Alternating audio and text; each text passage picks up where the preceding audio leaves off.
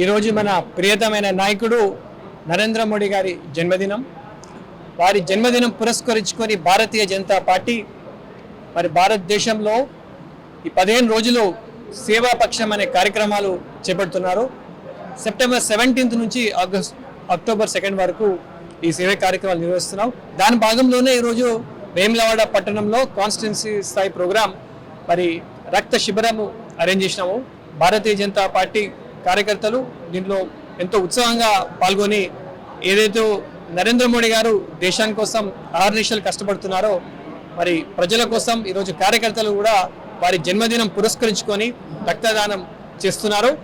ఇది కాకుండా రాబోయే రోజులలో ఈ 15 రోజులలో ఆత్మనిర్భర్ వికసిత్ భారత్ కార్యక్రమాలు పేరిట మహిళా మోర్చా కార్యకర్తలు చిత్రలేఖనం కార్యక్రమాలు కావచ్చు, మరి స్వచ్ఛ భారత్ కార్యక్రమాలు, హెల్త్ క్యాంప్స్ ఇలాంటి కార్యక్రమాలు చేసుకుంటూ ఈ 15 రోజులు సేవా కార్యక్రమంలో నిమగ్నమై ఉంటారు భారతీయ జనతా పార్టీ కార్యకర్తలు.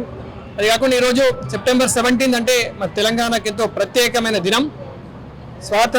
భారతదేశానికి స్వాతంత్రం వచ్చిన తర్వాత 13 రోజుల తర్వాతనే తెలంగాణకు హైదరాబాద్ స్టేట్కి స్వాతంత్రం వచ్చింది. నిజాం నిరంకుశ పాలన నుంచి మరి సర్దార్ వల్లభాయ్ పటేల్ గారు ఆపరేషన్ పోలో కార్యక్రమం చేసి తెలంగాణను ఈ నిజాం నియంతృత్వ రజాకర్ బానిస పాలన నుంచి తెలంగాణను ఈరోజే లిబరేట్ చేయడం జరిగింది. మరి 1948 సంవత్సరం.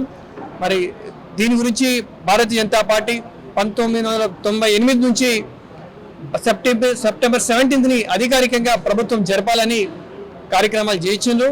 సిహెచ్ విద్యాసాగర్ గారు 1998లో ప్రారంభించి తర్వాత లక్ష్మణ్ గారు, ఇంద్రసేన్ రెడ్డి గారు, దత్తాత్రేయ గారు, కిషన్ రెడ్డి గారు పోరాటం చేయడం జరిగింది. దాని తర్వాత కేంద్ర ప్రభుత్వం బీజేపీ ఇది గ్రహించి 2022 నుంచి Bharatiya Janata party central government of India ఇది అధికారికంగా చేస్తున్నారు. మరి రాష్ట్ర ప్రభుత్వం కూడా తక్షణమే ఈ ప్రోగ్రాం అధికారికంగా చేయాలని మా డిమాండ్.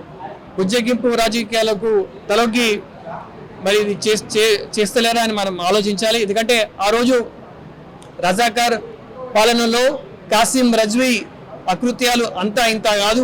మహిళలే కావచ్చు, దళితులే కావచ్చు, రైతులే కావచ్చు, సామాన్యులు కావచ్చు, మత మార్పిడి చేసి తెలంగాణలో మన భాష మనం మాట్లాడరాదు, భారత్ మాతాకి జయన్ రాదు, ఇలాంటి అకృత్యాలు చూసి మరి కేంద్ర ప్రభుత్వం ఆ రోజు సర్దార్ వల్లభాయ్ పటేల్ గారు హోమ్ మినిస్టర్ ఉండే ఆపరేషన్ పోలో ద్వారా తెలంగాణను ఇదే రోజు విముక్తి కల్పించారు. ఖచ్చితంగా మరి రాష్ట్ర ప్రభుత్వం కూడా దీన్ని అధికారికంగా విమోచన దినోత్సవంగా సెలబ్రేట్ చేస్తేనే దీన్ని జరుపుకుంటేనే తెలంగాణకు ఆత్మగౌరవం లభిస్తుంది.